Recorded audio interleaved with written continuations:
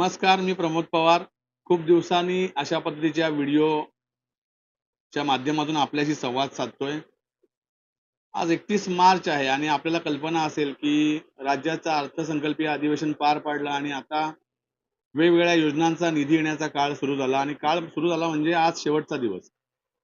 हे सगळं बघत असताना काही गोष्टी ज्या खरंच मनापासून खटकल्या त्या तुमच्याशी शेअर कराव्याशा वाटतात. जागृत मतदार आणि जागृत सर्वसामान्य नागरिक असल्याशिवाय व्यवस्थेचे रूप बदलत नसते. आजची परिस्थिती अत्यंत भयावह आहे. आपल्याला दिसत नाही, दाखवली जात नाही, पण ती परिस्थिती इतकी बिकट आहे की त्याची कल्पना तुम्ही करू शकणार नाही. कृपया व्हिडिओ शेवटपर्यंत बघा. आपल्याकडे लाडकी बहीण योजनेचा खूप मोठा गवगवा झाला.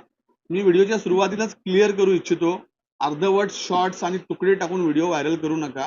पूर्ण व्हिडिओ बघा, त्यामुळे गैरसमज होणार नाही. लाडकी बहीण योजनेच्या आम्ही विरोधात नाहीये.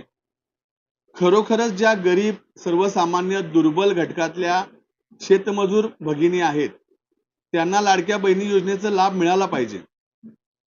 पण अनावश्यक लाभार्थी घेऊन लाडक्या बहिणीचे पैसे केवळ मतांच्या राजकारणासाठी वाटले आणि त्याचा पूर्ण परिणाम देशाच्या अर्थव्यवस्थेवर झाला, राज्याच्या अर्थव्यवस्थेवर झाला.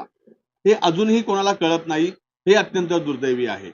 तुम्हाला मी काही आकडेवारी सांगू इच्छितो की लाडक्या बहीण योजनेसाठी या अर्थसंकल्पामध्ये जवळपास 46,000 कोटीची तरतूद केली. खूप मोठी रक्कम आहे ही. आता तुम्हाला थोड्या अजून धक्कादायक गोष्टी सांगतो मी की जेव्हा लाडकी बहीण योजना लॉन्च केली, आणली, तेव्हा जवळपास 2.5 कोटी लाभार्थी या योजनेचे ज्यांनी लाडक्या बहिणीचा वर्षभर लाभ घेतला.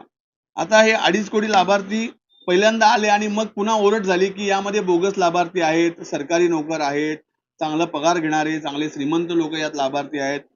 मग ऑडिट झालं आणि ऑडिट नंतर 70 ते 90 लाख लाभार्थ्यांना वगळण्यात आलं आणि पुन्हा मग तो आकडा 1.5 कोटीवर आला. 1,500 रुपये प्रत्येक बहिणीला दिली जातात. जवळपास 2300-2400 कोटी रुपये महिन्याला सरकारवर बर्डन येतं, तिजोरीवर बर्डन येतं आणि मोठ्या प्रमाणात पैसे लाडक्या बहिणीला वाटले जातात. आता याचा परिणाम काय झाला तुम्हाला सांगतो, धक्कादायक परिणाम.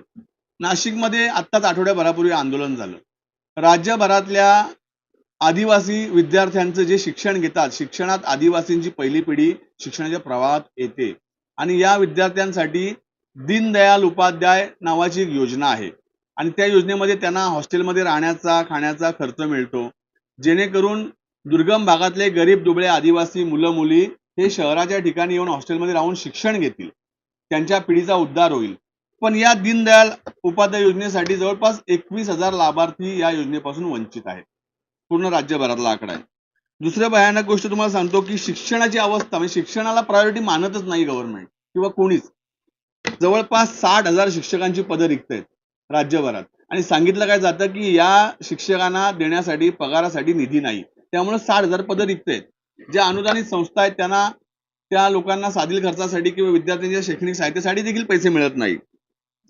15,000हून अधिक जिल्हा परिषदेच्या शाळा नादुरुस्त आहेत, धोकादायक आहेत की कधीही कोणताही अपघात होऊन तिथे विद्यार्थ्यांचा जीव धोक्यात येऊ शकतो. पण त्यांना निधी मिळत नाही का, तर सरकारकडे पैसे नाहीयेत. जवळपास 5,000 कोटीचं जर निधीची तरतूद केली असती तर या सगळ्या 15,000 शाळा दुरुस्त झाल्या असत्या. पण 46,000 कोटी रुपये लाडक्या बहिणीकडे वळवले, पण शिक्षणासाठी 5,000 कोटी नाहीयेत. हे झालं शिक्षणाचं. आरोग्य सेवेमध्ये तुम्ही जाऊन बघा, प्रत्येक प्राथमिक आरोग्य केंद्रामध्ये औषधांचा तुटवडा आहे.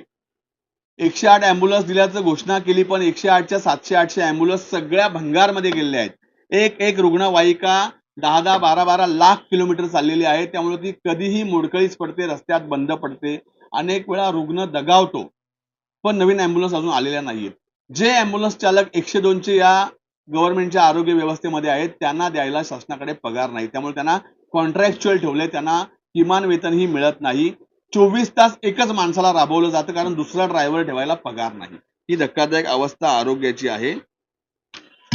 जल जीवन मिशनचं तुम्ही सगळ्यांनी ऐकलं. माननीय पंतप्रधान मोदी साहेबांची महत्वाकांक्षी योजना.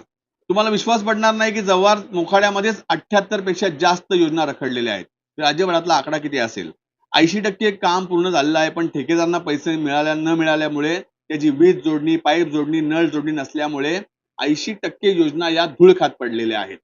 3 वर्ष झाले जलजीवन मिशनला पैसे आलेले नाही. राज्य दाखवते केंद्राकडे बोट, केंद्र दाखवते राज्याकडे बोट. टक्केवारी, अधिकारी आणि वरचे कोण असतील ते व्यवस्थेतले धोरणकर्ते आपापलं कमिशन घेऊन मोकळे झाले.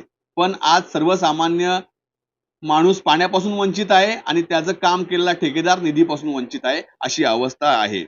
सार्वजनिक बांधकाम विभागात जी कामं होतात, गावपाड्यातल्या रस्त्यांची, पेवर ब्लॉकची किंवा इतर छोटी मोठी बांधकामं होतात, त्याच्यावर 50 ते 70% कपात वित्त विभागाने लावल्यामुळे कोणाचीही बिलं मिळाली नाही. यामध्ये अनेक कॉन्ट्रॅक्टर्स हे सुशिक्षित बेरोजगार अभियंते आहेत, की जे त्यांच्या आयुष्याची सुरुवात करताना कर्जबाजारी होऊन सोनं गहाण ठेवून त्यांनी कॉन्ट्रॅक्ट घेतले. त्यांना मिळणाऱ्या शुभेची 10-10, 20-20 लाखाची, 50 लाखाची कामं घेतली आणि काम पूर्ण केलं. मात्र त्यांना 2-2, 3-3 वर्ष पैसे मिळाले नाही. अनेक ठेकेदार आत्महत्येच्या मानसिकतेमध्ये आलेले आहेत. इथल्या स्थानिक तरुणांना जो काही सुशिक्षित तरुणांना एक रोजगाराचं साधन होतं, सुशिक्षित बेरोजगार अभियंता, ते पूर्णपणे हवालदिल झालेत. ते त्यांची इंजिनिअरिंग झाल्याची डिग्री जाळून टाकू की काय अशी मानसिकता त्या पोरांची झालेली आहे. ही अवस्था आहे. या 3-4 विषय तुम्हाला फक्त सांगितले मी. आदिवासी विकास विभागाचा निधी, समाज कल्याणचा निधी लाडक्या बहिणीच्या योजनेसाठी वळवलेला आहे शासनाने. पण यावर कोणी बोलताना दिसत नाही. का? तर लाडक्या बहिणीच्या योजनेच्या विरोधात बोललं तर मतदार तुटतील, बहिणी विरोधात जातील, कारण त्या बहिणींच्या मतदानामुळे हे सरकार आले असं अनेकांना वाटतंय. तर त्यांच्या विरोधात बोललं तर आपली मतं तुटतील. आमचं कोणत्याही बहिणीला, लाडक्या बहिणीला, लाडक्या नसलेल्या बहिणीला विरोध नाही. सरकारने अनावश्यक खर्च टाळावा, बहिणींना रोजगार द्यावा, बहिणींसाठी रोजगार जनरेट करावा. जव्हार मधल्या 60 धुलाई कर्मचारी महिलांना बेरोजगार केलं या लोकांनी. अशा अनेक लोकांना बेरोजगार केलं आणि लाडक्या बहिणीचे 1500 रुपयाची लाच देतात तुम्ही. हे बरोबर नाही.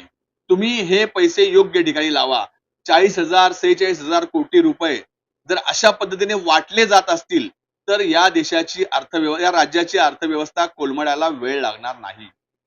प्रामुख्याने जे विषय आहेत शिक्षणाचा, आरोग्याचा, रोजगाराचा, पिण्याच्या पाण्याचा आणि गावपाड्यातल्या मूलभूत सुविधांचा, याकडे शासनाने नियोजनबद्ध पद्धतीने काम केलं पाहिजे. दुर्दैवाने आपल्याला लाभलेले लोकप्रतिनिधी त्यांनाच उभं आडवं काही कळत नाही.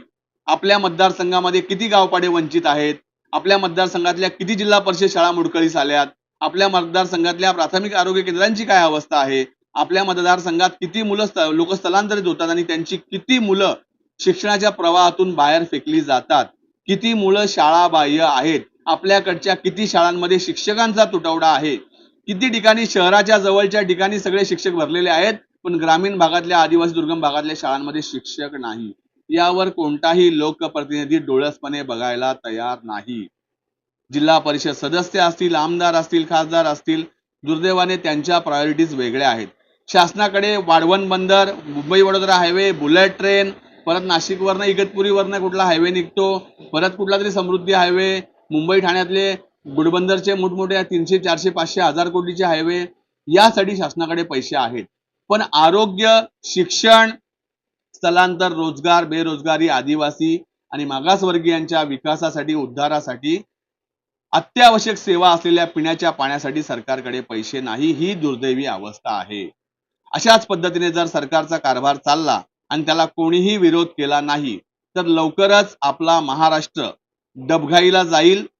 बेरोजगारी, दारिद्र्य एवढं वाढेल की राज्यामध्ये अराजकता माजेल आणि ते व्हावं असं वाटत नसेल तर कृपया जागृतपणे यावर प्रश्न विचारा, याच्यावर बोला, याच्यावर सरकारला, लोकप्रतिनिधीला जाब विचारा. एवढीच माझी अपेक्षा आहे. धन्यवाद.